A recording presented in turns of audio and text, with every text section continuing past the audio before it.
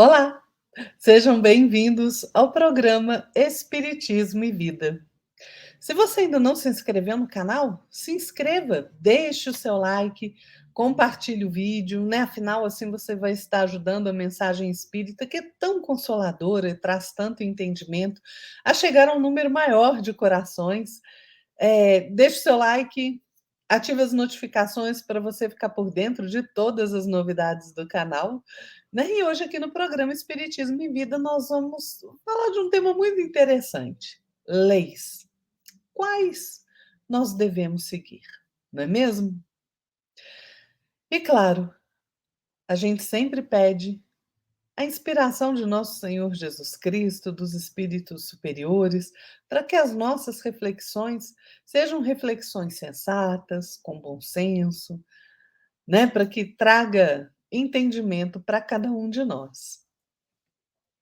É, leis é uma coisa, as leis são uma coisa muito interessante, né? Quais nós devemos seguir na nossa vida? Eu não sei vocês, mas às vezes eu percebo que o meu pensamento voa muito longe, sabe? Num passado que eu não tenho lembrança agora, que eu não me recordo, mas que ele está ali. Eu sinto que ele está ali, né? Eu sinto a sua força nas fibras do meu ser. E por esses dias, eu fui tocada ali por uma nostalgia, como se realmente meu coração tivesse sido sensibilizado por lembranças alegres, né, perdidas na poeira do tempo. Talvez, eu acredito que essa saudade seja por saber lá no meu íntimo mesmo que eu vivi outras experiências em outros lugares mais felizes e que por alguma razão eu não consegui me comprometer verdadeiramente com o bem para permanecer nesses lugares. E eu fiquei remoendo esse sentimento por alguns dias, né, sem ter a noção realmente daquilo que me incomodava tanto, né? Se era lembrança de uma felicidade que eu não conseguia sentir, se era a certeza de que eu não a merecia ainda, né, pelos equívocos que com certeza eu cometi, ou ainda pela sensação de saber ali no imo da minha consciência o motivo pelo qual eu não consegui me comprometer em fazer o bem, ou seja, eu me deixei dominar pelo orgulho e pelo egoísmo, né? Nós todos, cada criatura, né, sem exceção, nós fomos criados pelo Pai simples e ignorantes, né? Para através da nossa luta, do nosso esforço, nós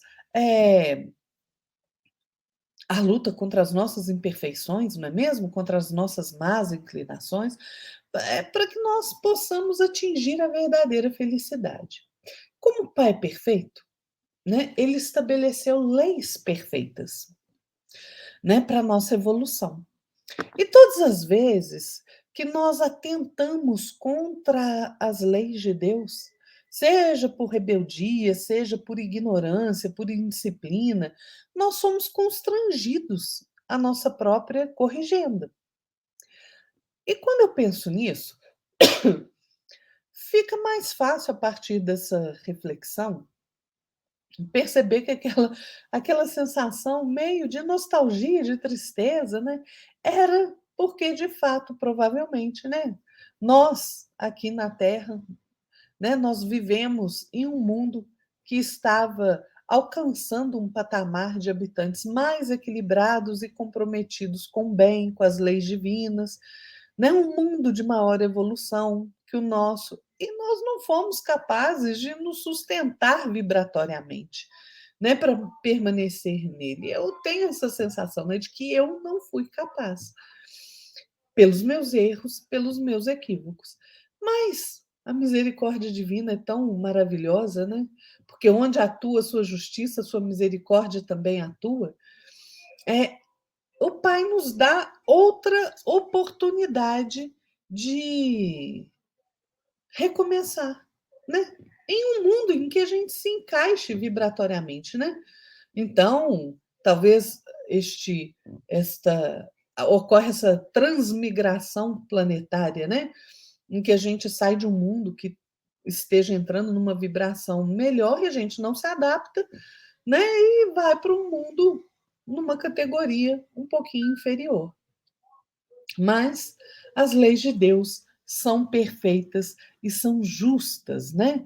É só a gente lembrar que Jesus, quando passou aqui, como está registrado lá em Mateus 5,17, ele nos disse, né? Não pensem que vim abolir a lei ou os profetas. Não vim abolir, mas cumprir. Digo a verdade, enquanto existirem céus e terra, de forma alguma desaparecerá da lei a menor letra ou o menor traço, até que tudo se cumpra. Mas onde estão escritas as leis de Deus? Porque as leis dos homens, claro que nós temos que seguir as leis dos homens, né?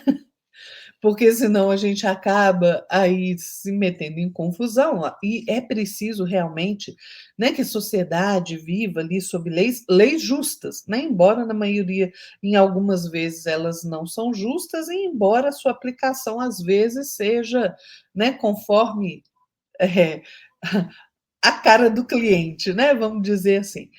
E a gente tem visto muito isso, né? Mas as leis de Deus, que são as leis para a nossa evolução moral, espiritual, intelectual, elas estão escritas em algum lugar. Aonde? Vamos nos recordar aqui, né, de Moisés. Moisés registrou ali os pilares da verdade, né, que são invariáveis, né? Os princípios morais universais através dos 10 mandamentos, né, como está lá em Êxodo 20. Jesus, o espírito mais perfeito que Deus ofereceu a nós para ser o nosso guia e modelo a seguir, ele viveu e nos ensinou a mais pura lei do Senhor, o amor. Allan Kardec trouxe a codificação espírita, né, o consolador prometido por Jesus, que desenvolve, completa, explica, esclarece o que foi dito por ele mesmo, de forma alegórica, para que o homem, porque o homem não conseguia ainda compreender, né, de forma clara e precisa, tanto que ele precisou se utilizar de parábolas, né? Mas é imprescindível para nós evoluirmos e sermos felizes, estudar e compreender as leis de Deus. Por isso, gente, mãos à obra, não é mesmo? Vamos estudar a Bíblia, vamos estudar a codificação espírita e todos os livros que nos esclarecem quanto à lei de amor do Pai. Né? E, claro, respondendo a minha própria pergunta, né? O livro dos Espíritos nos diz que a lei de Deus está inscrita em nossa consciência, né? Por isso é que quando a gente comete um engano, fica aquela vozinha ali, né? Que a gente fica escutando, opa, isso aí não está certo. E a gente tem que proceder ali a nossa própria corrigenda, né?